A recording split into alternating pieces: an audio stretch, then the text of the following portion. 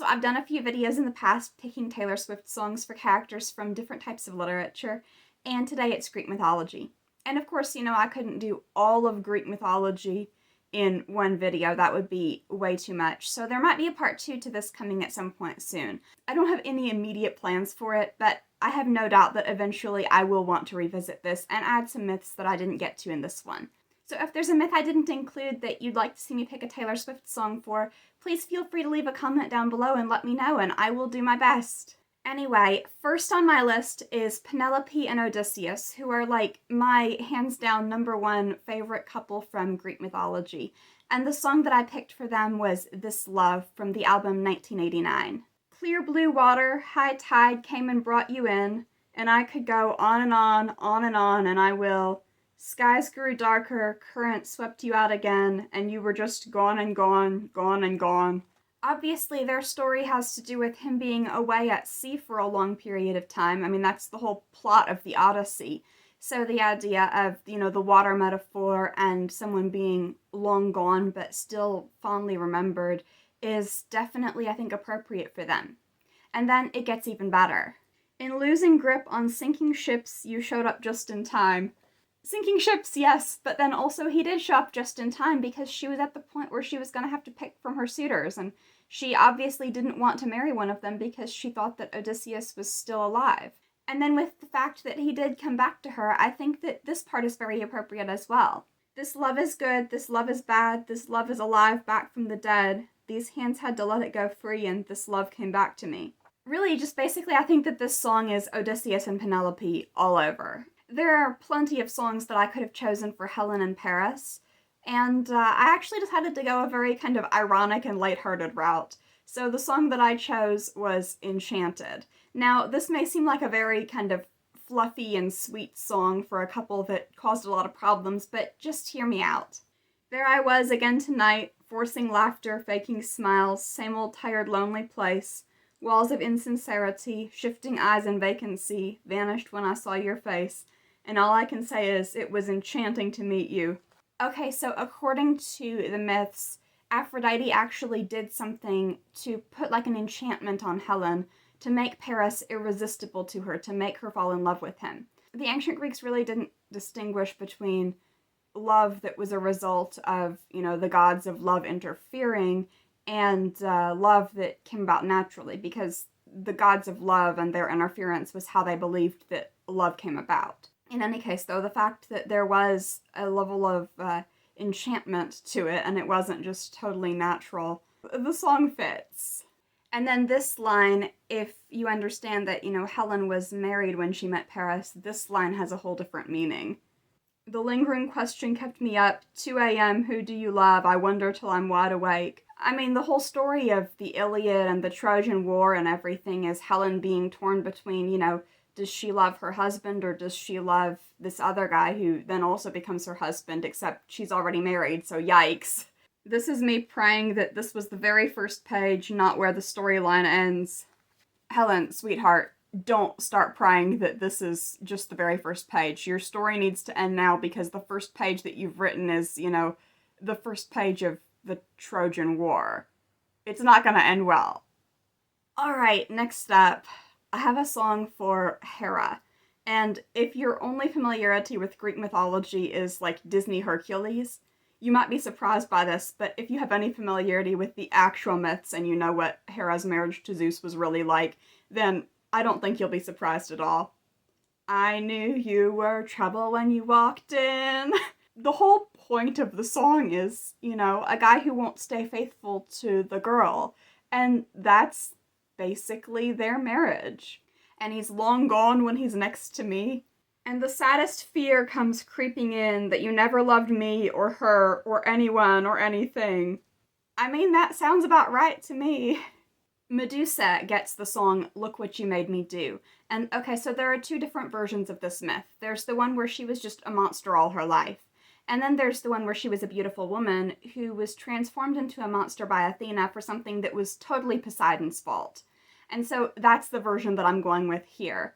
I don't like your little game, don't like your tilted stage, the role you made me play, but I got smarter, I got harder in the nick of time.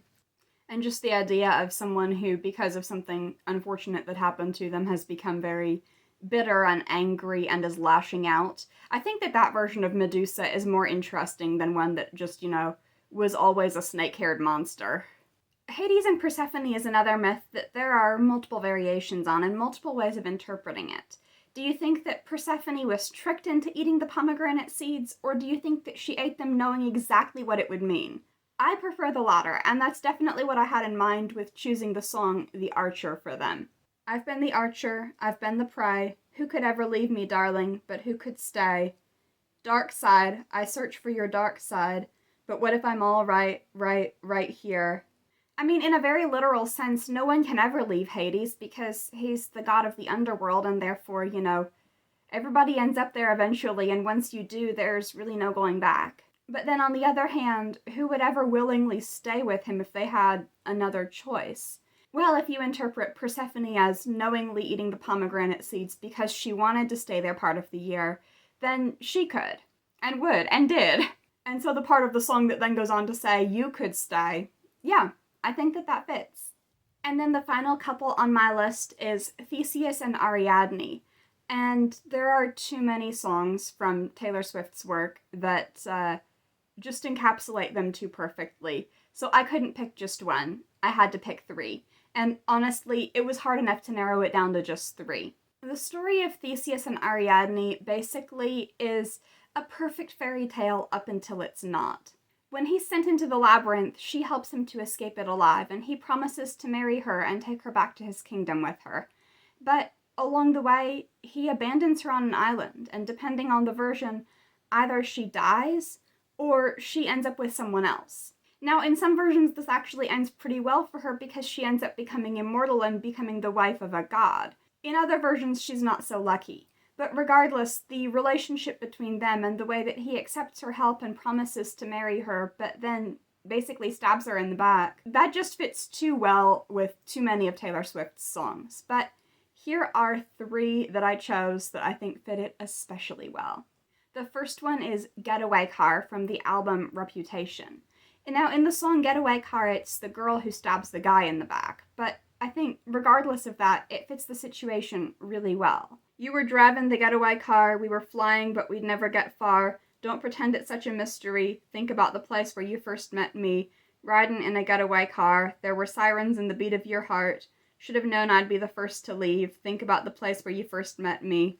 Basically, at least in my opinion, he used her to get out of the labyrinth alive, to get away from her father alive, and he made her promises he didn't intend to keep because he needed her help. So she was the getaway car driver. She wasn't anyone special to him, and should have known I'd be the first to leave because it was never really something that, he never really fell in love with her in the first place. If he did, then it's even worse what he did to her. The second song that I chose is Mr. Perfectly Fine from Fearless, Taylor's version.